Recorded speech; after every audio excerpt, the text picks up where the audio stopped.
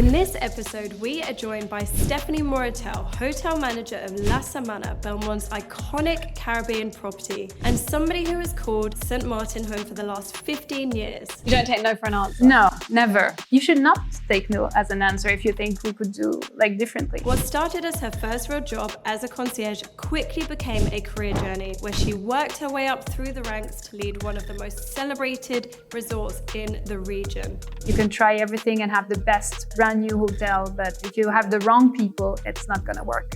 We talk about the lessons learned from growing within a single property, what it's really like working with influencers, and what it really takes to keep a hotel at the top of its game. Everybody nowadays calls themselves an influencer. They will send an email and say, oh, I have 10,000 followers, can I get a free dinner? And you're like, no, sorry. I pick up the phone and it turns out it's a Hollywood celebrity. That's the beauty of social media. It's really built bridges. This one is jam-packed with candid stories, hard-earned wisdom, and a rare insider view of life behind the scenes at a Caribbean legend.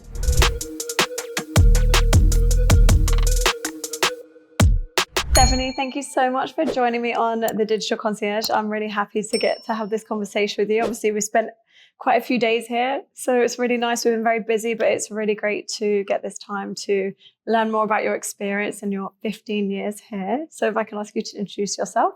Thank you, Ali. It was a pleasure to have you. Well, I'm Stephenie. I'm the Hotel Manager of La Samanna. I've been in St. Martin for the past 15 years. I arrived when I was 22, so I was my first real job after university. Amazing. I did a couple of other French overseas departments. I did Bora Bora, I did the Med and Corsica, and then I arrived here just with 2 suitcases. So just some average locations then. Just awful places. Yes. I worked near Gatwick, so I think you win.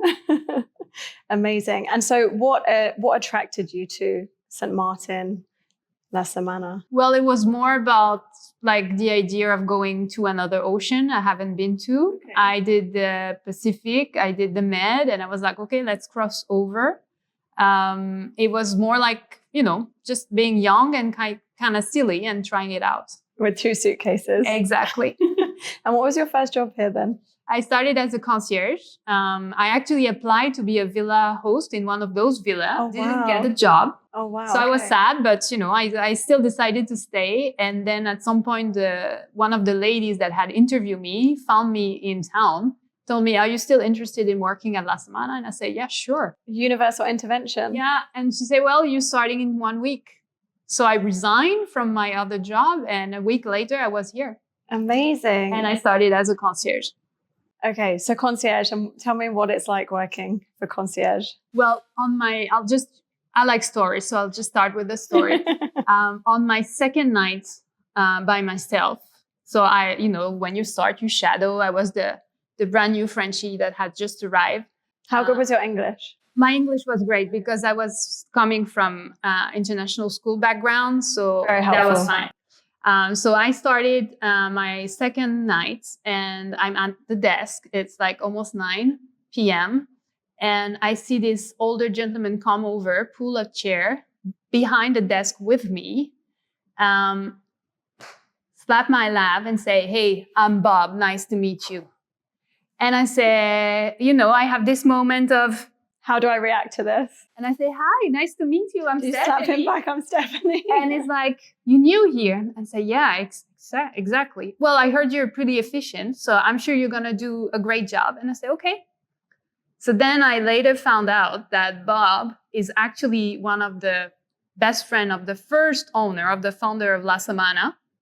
I have multi-repeat guest that spends 4 months a year within Belmond. So that's how he's so familiar. He can pull his chair up behind the desk. And he is the one who told the founder of La Samanna as they were driving around in a small little car. In St. Martin, we have these small tiny cars. So they couldn't see the land. So they went on the roof. And they were so heavy that they went through the roof. 2 young men coming on this, and they went through the roof, and he told his friend, this will never work. The friend still bought La Samanna, what was going to become La Samanna, and he became a repeat guest, and that's the first repeater I met on my second night. That was your second night. That was a baptism of fire then. Yes. But Bob still calls me. He still wants to hear all about Checks my in on love you. life and my son and what's going on and what's new. So he's still very important for our life here at La Samanna. And so you really do have quite like a family energy here. There's always stories of repeat guests and people that just spent so much time here. And like, do you feel that that is important to the essence of the hotel and that comes through in what you do? Yes, I think that's the most important. Everything we do is building relationship, is making sure the right people, the right moments, and they have the perfect celebration or vacation. Yeah. So it's all about family. Most of our guests actually, even before leaving, they're talking about coming back. That's nice. We have 35% of repeaters. Amazing. And not just one time, sometimes for over 20 years, sometimes multi-generational. So that's quite spectacular for a Caribbean property when you have so many options, so many islands. Absolutely. True. And so going back to your experience, concierge, and then what was your next step? Then they asked me, are you interested in events? And I'm like, sure. You just thought that meant to party, right? So I'm like, okay. So I did events. Okay. They sent me to train in the US, and it was like a big cultural shock because, of course, we're not organized like a US property. So then I came back and they're like, okay, so those are the keys. You have those many groups, weddings, good luck. Oh, wow. And so that's how it started. And I started doing events. And then I really enjoyed it because what I really liked was bonding really in depth with the guest. And I mean, as a concierge, you do that, but the guests, you interact with them maybe 2-3 weeks before they arrive, and then they're here, and that's quite it. short-lived.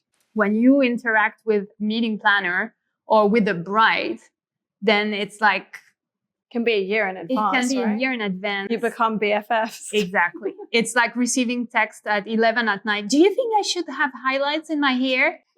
Or do you think this makeup looks good?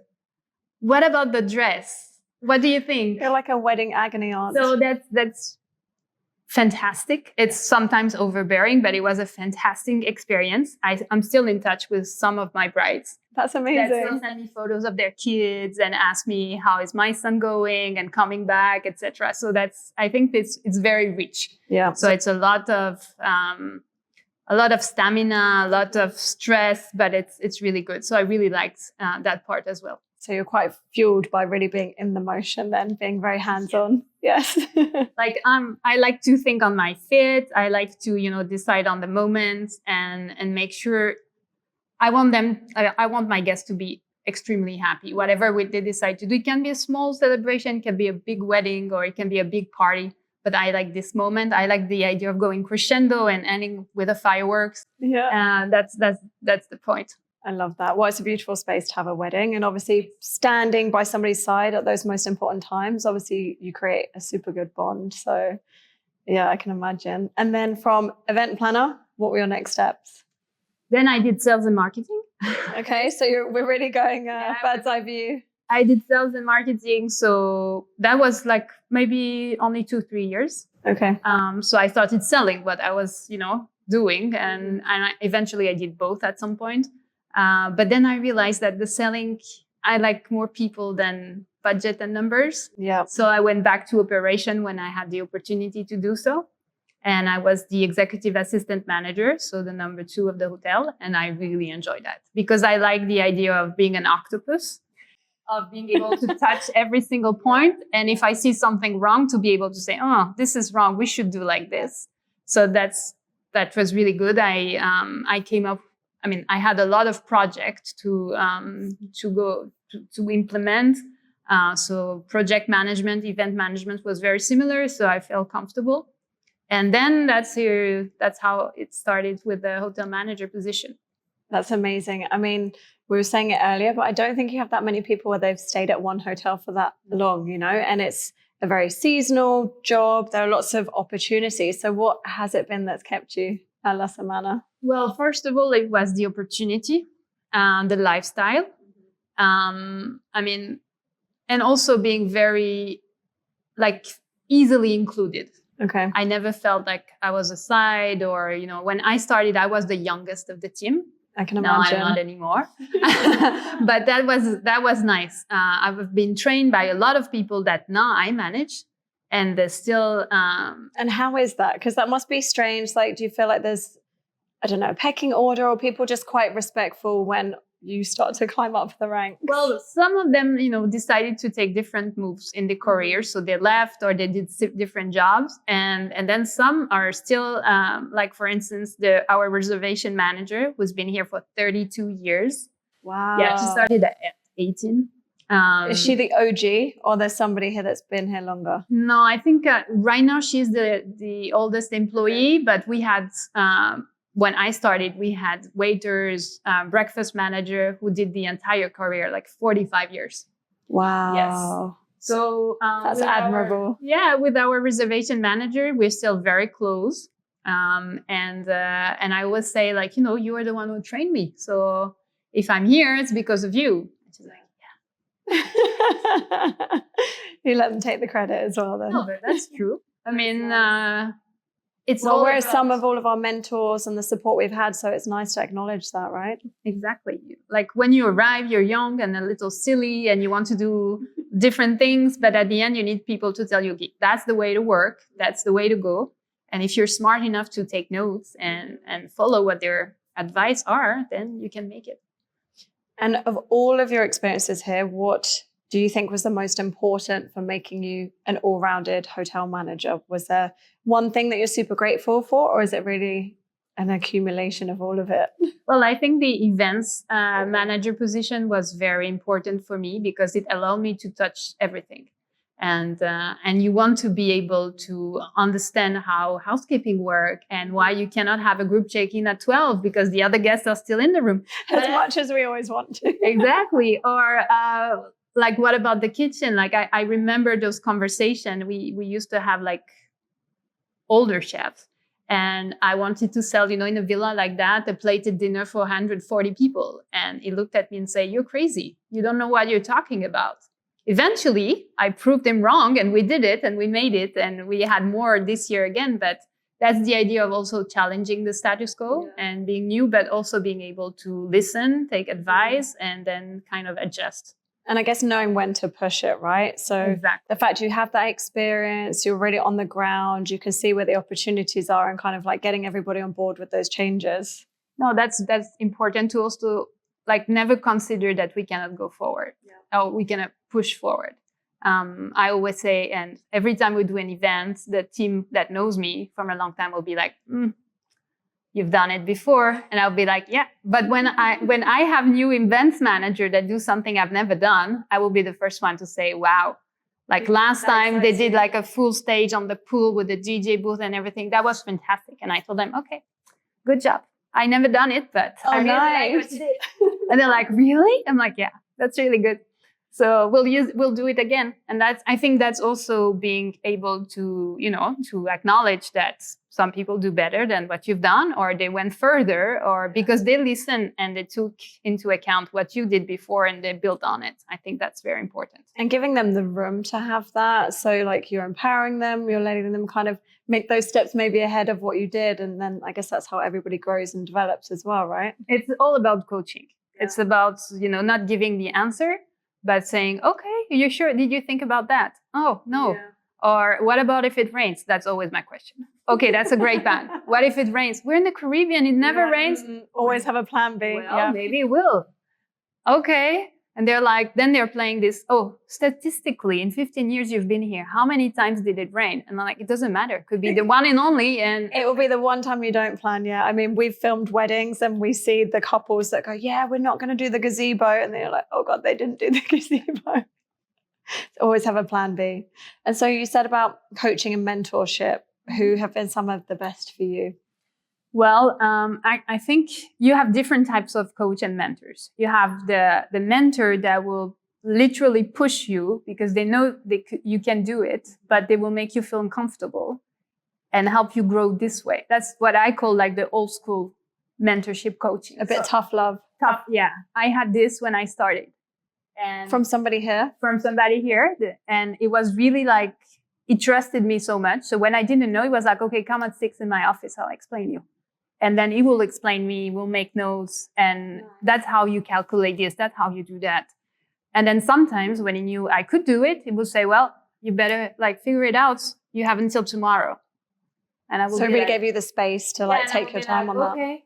So that's the like old school coaching. Now we are more into, you know, the Montessori, and we try to Very sensitive. Yeah. to make everybody happy. And so it's a different story. But I think you also can push people a lot just with being emotionally connected with them. And I was, you know, I'm a very straightforward person. I've always been like that. And then I had our former general manager now, who is the area director for the Caribbean, behind me that show me that you can be soft. You don't have to be like so harsh. I can't imagine you. I mean, I haven't known you for so long, but for me, you come across quite nicely gentle, but assertive. Well, so yeah, yeah. I have a lot of drive and persistence, but sometimes it can be taken like, oh God, she's rough. Like she never gives up. I'm the type like You don't take no for an answer. No, never. And you should not take no as an answer if you think we could do like differently. I agree. Absolutely. And anyway, the guests don't want you to say no. So if you always keep this in mind when you discuss like about a wedding or a group or whatever, there's always a solution. There's always a way. Maybe not the most comfortable way for us to operate, but there's a way. So I think that's important. And how do you then pass that down to your team? So like all of the mentorship you took from others, like how do you pass that through? Well, I think it's recognizing the achievements. It's also giving the space and giving the empowerment and the trust to like try it out and let's see. And sometimes it would be like, are you sure? Do you want to read it before? No, I trust you. Just send it. Nice, yeah. Or like we had a lot of new team members this year, and they were like, yeah, but I'm not so sure. I'll be, okay, I'll do it the first one with you. I'll show you. I'll give you the mood board. Let's do the event. Let's do the setup together. And then they do it once, and you're like, whoa. He has the eye or she has the eye. And then you say, okay, tomorrow is this. And they will do it even better. And you're like, okay, done. And they're like, oh, you sure you don't want to check? No. So that's also having a lot of trust and be able to kind of cool down and not be like living under pressure, like, oh, we have to do it or we have to. Maybe it's not going to be my way, but doesn't mean it's going to be wrong. Yeah, I think that's a good mindset to have, right? I think I can sometimes like things my way, and I'm being taught by different people, you know, to not maybe want to control the things. And as you said, sometimes you end up with it better than you could have imagined, or you get to the same outcome, but lots of different steps. So I think that's really nice to share that with your teams. And how would you say the evolution of social media has impacted your teams when it comes to planning events, for example? Is there lots of kind of looking at what other hotels have done, feeling the pressure? You said not to feel the pressure, but do you think that changes things? Well, I think the guests do that like a lot. When you plan weddings, you'll be amazed. They do that. Usually within the same season, you receive almost the same Pinterest mood board. But that's scary. And everybody thinks they're being unique. Yeah, and that's very scary. So they're like, oh, look, I'm sending you a Pinterest mood board or Instagram. I want a limoncello wall. And you're like, okay, this we've done it. This. And they're like, really? And I'm like, really? You want to do that? Like, do you think so? So I always joke with the floral designer we have. Like, she's like, you've planned your own weddings 1,000 times with everybody else's budget. And I said, no, not really. I kind of orientate because I would always say to my bride, do you really want to do like what everybody else is doing? So you try and push them to be a bit more unique. Yeah, of course, because at the end of the day, it's Holly's wedding. It's not like XYZ. And I think that's the issue with social media. And also looking for always the best picture or taking pictures, but going away from the moments. Yeah. At the end, you lose the essence of it because you're so focused on, oh, is it my right profile? Oh, is it going to look good? What about the background? That's not the matter. Yeah. At the end of the day, I mean, photos are nice and you want to have like... But they're for other people as well, right? When you step away from a moment, and you guys must see that a lot being at this hotel though, because even just from our short time here, you see people, you can tell they're enjoying it, and the other people where they're doing everything for the photo opportunity. I mean, of course, you have influencers here as well. So that's different. That's a job. So I understand that. But, you know, you see the couple that have spent half an hour just in the pool trying to get the shots. So it does impact an experience, right? Yes, and I think it's becoming like, it's a natural. That's everything we at Belmond will try to avoid. You want to leave the moment, to be fully committed, to be mindful. And at the end, if you are like more concerned about what other people are going to think of your vacation, it is kind of sad. Obviously, we have influencers because that's part of the business and we love them. But that's a different story. They are working. They're just not doing that for their own pleasure. Like, that's their job. So how they're here. The same way you go to the office and you're like, okay, I'm in front of my computer. You don't need to do a selfie. That's their computer. Yeah, exactly. So that's the idea. No, I understand that. And so again, you've been here for 15 years. How has that landscape changed when it comes to social media, influencers? Like, what's changed for the better? What's changed for the worse, would you say? Well, I think social media did really good because it's also, it brings some, like, the moments a lot. We see a lot in the reels and the stories. This is good. And I mean, the diffusion is so huge. Like, you do something and then it's being shared, then you have sometimes calls. Oh, I saw you're doing that. I want to do this. Okay.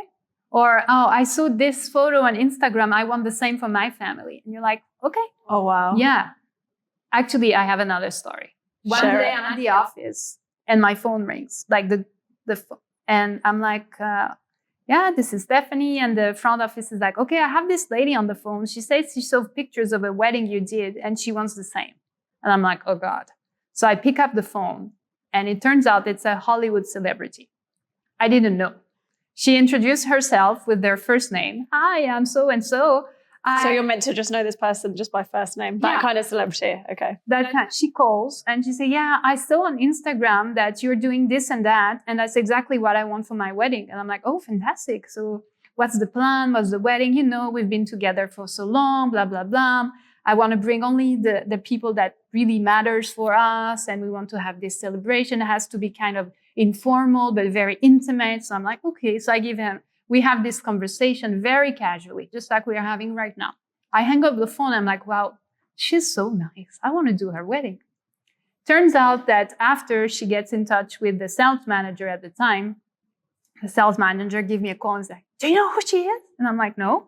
She's like, whatever her first name was. Now I need to know. And I'm like, that's it? I mean, no, she's this big celebrity, dee-da-dam. And I'm like, oh, wow. And I'm like, so does it make any difference? Yeah. No. She was just in the moment. She was browsing Instagram from, I don't know, her house somewhere in Hollywood. And she saw it and she gave us a call. So that's the beauty of social media. It's really built bridges. And that's the user journey now, right? It really is this marrying between online and offline. And yeah, I see something, I know I can achieve it, I can pick up the phone. And I think it's quite interesting that she chose to pick up the phone because lots of people kind of continue that journey online. You know, they might have written an Instagram or sent an email, but to kind of then have that human interaction at the end of it is quite nice. But actually, I would say here, a lot of our guests are looking for that human interaction. And actually, she even said it on the phone. I don't want to send an email. I don't want to talk to a sales rep. I wanted to see who organized it and who was the person. Yeah. And we had just this great conversation, just like when we had our first conversation. Yeah, that's nice. And I was like, okay, I want to do her wedding. Did you do it? No. No. Eventually, what happened is that she was trying to get pregnant and she got pregnant. So then she called me and said, oh my God, I'm pregnant. So I cannot do a wedding being pregnant. So we're postponing. I'm like, okay. And is this like a recent story? Or this is maybe like 5 years ago. But did she get married in the end? And they're still a very happy couple and a very happy family. Happy celebrity couple. Very like down to earth and everything. So sometimes when I browse magazine and I see them, I'm like, oh. You're like, okay, could have been here. I love that. Super nice. And so, so we touched a little bit on influencers. How do you guys successfully work with influencers? Because I think from our side, as being a strategic marketing agency, we work with partners where they just look at an influencer and they just want them because they're an influencer. They don't measure anything. They don't kind of have that success metric. So how do you guys? Well, we have a lot of requests. Okay, I can imagine. Like everybody nowadays calls themselves an influencer. They will send an email and say, "Oh, I have 10,000 followers. Can I get a free dinner?" And you're like, "No, sorry."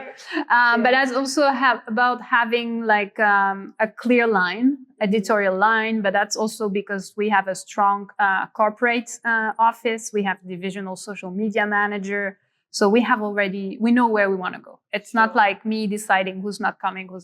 You had those guidelines predefined. Okay. And we work together as a team to decide what works best for the hotel and with the vision and the plan we have and what we want to showcase if we're launching something new.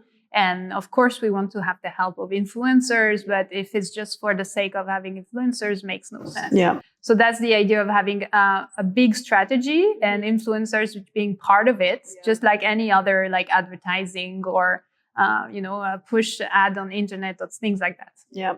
Otherwise, it just dilutes your brand message, right? So it's this balance between the two. And I guess the balance between UGC, your branded content, and all of this. And so you have your corporate team. So what's that kind of relationship like when it comes to marketing? How much is steered by you guys, if you can share, of course? No, actually, that's very interesting because we are putting back, we are really empowering the business leaders within Belmond. And I mean, as the hotel manager, this is fantastic because you feel like it's almost my hotel, even if I don't have to pay the bills. Well, you've been here 15 years. I think it's yours.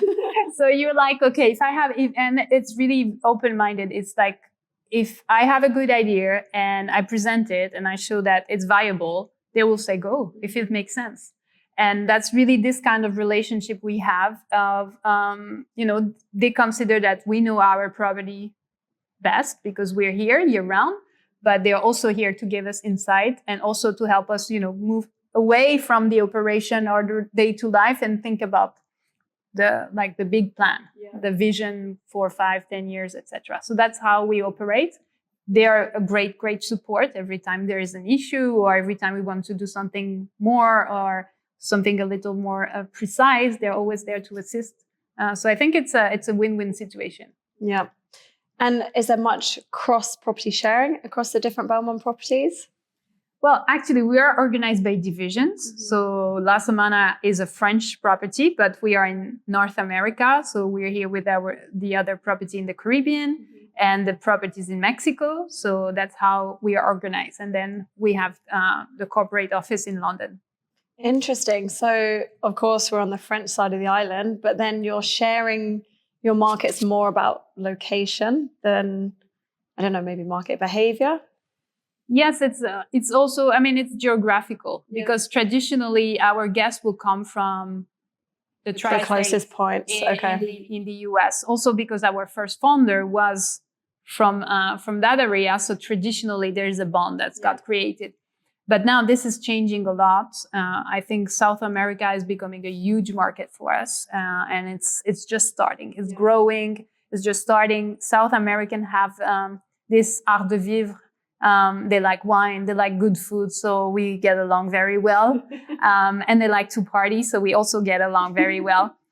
So I think this is very promising. We have a lot of guests from Brazil, Argentina, Uruguay. We'll have even more in the future. And then obviously we're French, so we have this connection to Europe.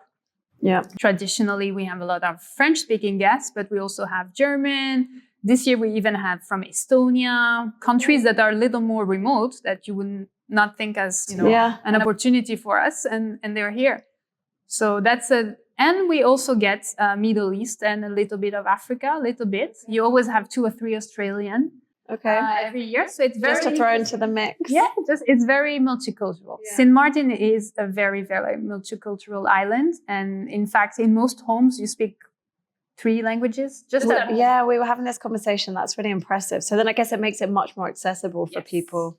Like that's for South American, it's easy. Everybody speaks Spanish or maybe like 60 or 70%. So it makes sense. French, we speak French.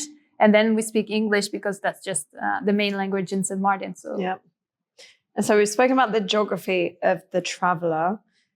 Has the luxury traveler changed for you guys, like that profile? Or do you think that's been quite consistent in your time at the property? Well, I think there's a shift. since we became LVMH, we have a younger clientele, but it's also because younger people, by young, I mean our age. I don't mean we're young still. Younger people are now looking for experience. They are not looking at, just products. I always say, like, how many luxury handbags can you have? Yeah. Like, how many pairs of shoes? Like, you buy it, you have it, you wear it once, and then. Right now, we are in the world, like, the time of experience. People want to feel, they want to get a sense of how it is. They want to elevate, they want to connect. And I think that's where we have to go. Yeah. And I don't know if there's enough focus on this demographic, because they're spending, I say we are spending a heck of a lot when it comes to travel, because it's something we prioritize. So maybe it's buying houses later, and to your point, investing in those experience opportunities. So then you do see people that are quite young here. And it's funny, even when we've been here, people just maybe assume we're on honeymoon. Yes, we have a lot of honeymooners. We have a lot of honeymooners, a lot of people celebrating. And when we've been talking about the people that come here, I think you said it in a very nice way. It's people that are celebrating something for life. So it's really seen as a celebration location. Yes, I think La Samanna is more like, it's not only a destination for vacation. Everybody comes with a purpose. Yeah. It can be a small purpose, a big purpose. But as I'm writing the welcome cards every day. And I love that you write those, by the way. So thank you for ours again.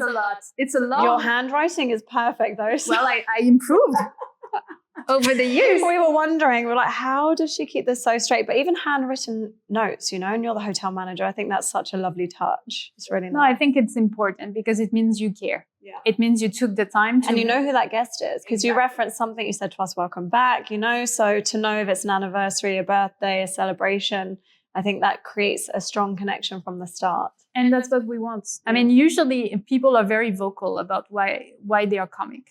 If you ask, they will always explain. And if you have them on the phone, they'll give you the full story. I'm sure. And sometimes you pick on 2 or 3 little details, and that will make their stay. Yeah. Like they will start, oh yeah, because for my honeymoon we did this and that, or our first date we had this bottle of wine, and you come up with that exact bottle or similar. Oh, that's and nice. You do like, oh, let's do a tasting at La Cave, and they're like, oh my God, she remembered. It doesn't take much. It doesn't take much. It really does not. But then that's an authentic connection, and you must come across so many guests in a year. So when you're having each of these exchanges, to have that mind where you can remember something and take action on it, I think is a beautiful skill in hospitality, because not everybody does act like that in hospitality. Well, it's a lot, but we are a small hotel. Yeah.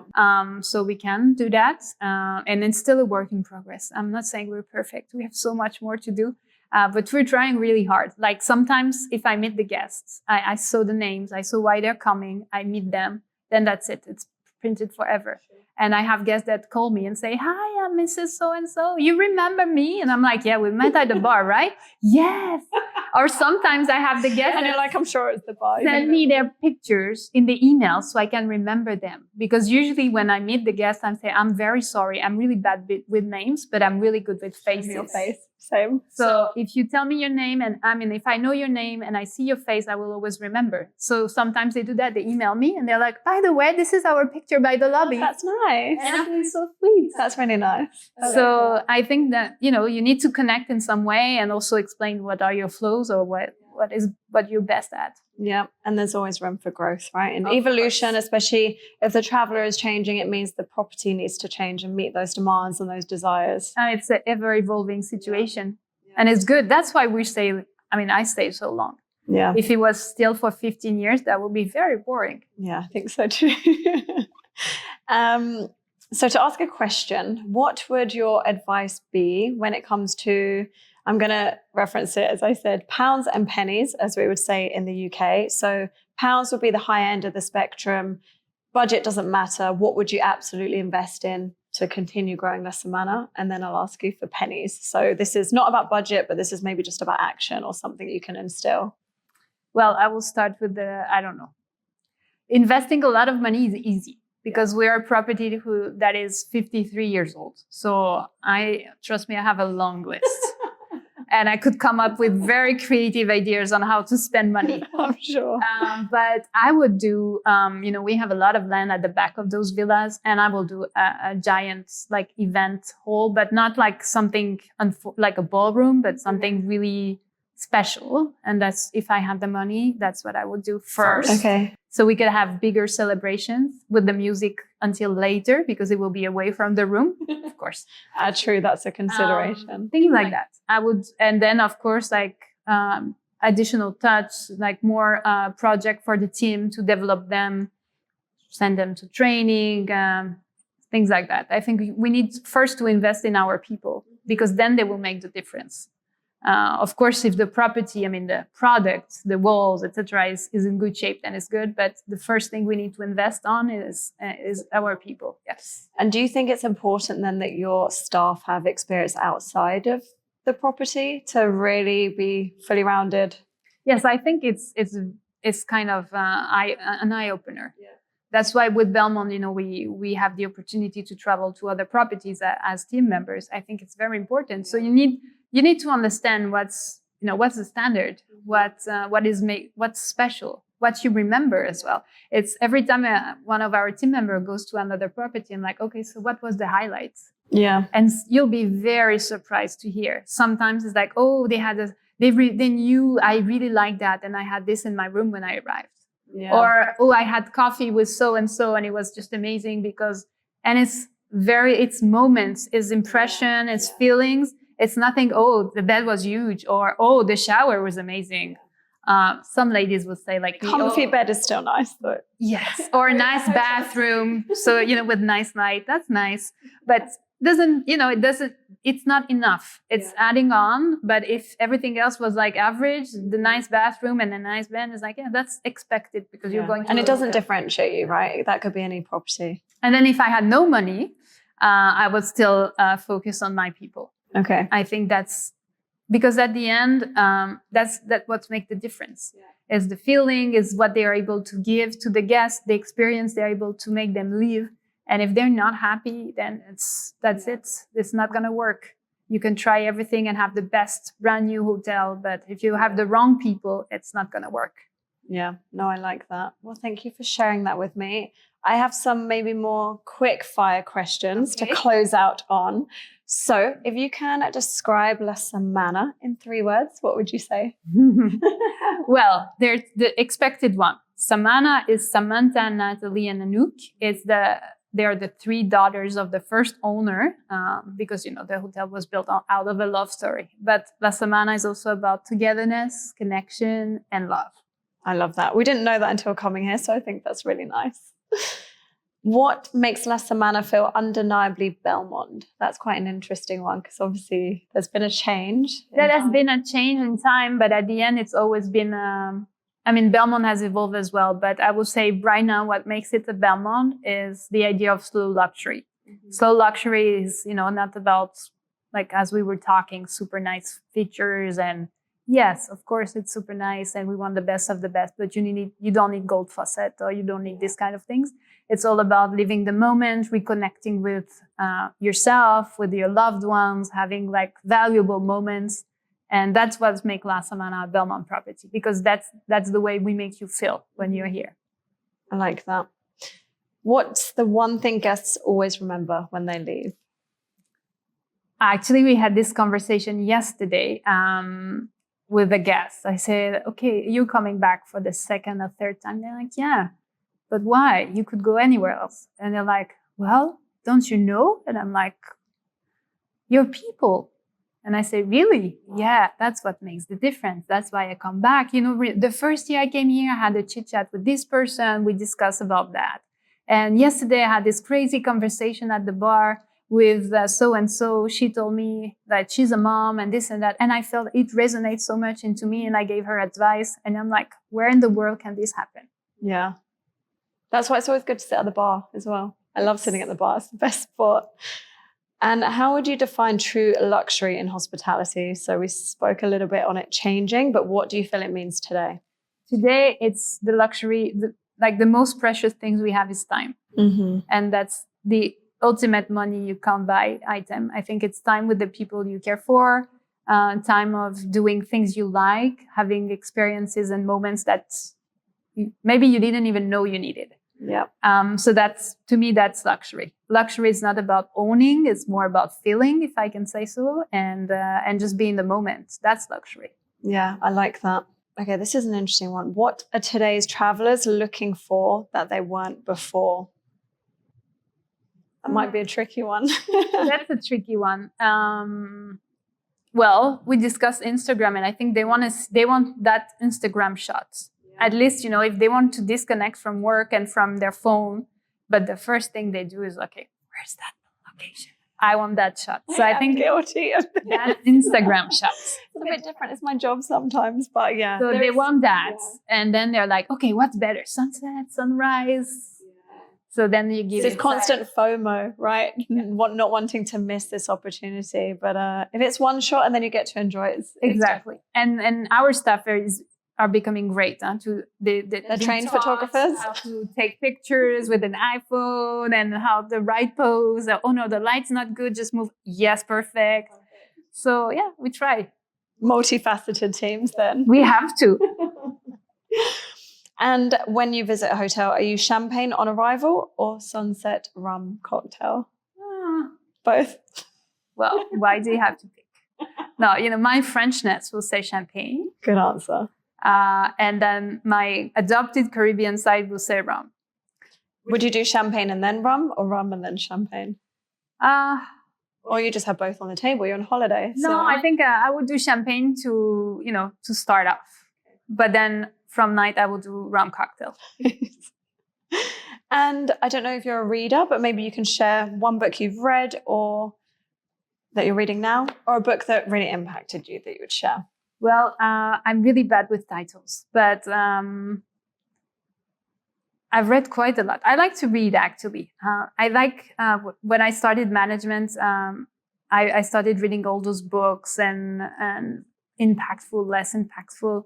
But at the end, I think what's really taken me to the next step beyond like just management and like maybe made me a leader is all those development books I read. Like I like Jay Chitty. I like, I like a lot of French authors that are maybe a little, maybe now it's becoming very popular. You see them as, top 10 books that you have to read because it's becoming so popular. Back in the days, it was a little more edgy. But I like books that make you think. Yeah, me too. I like that.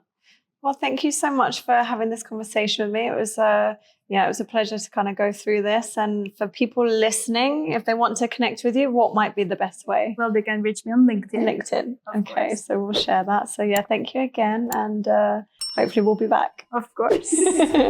Thanks.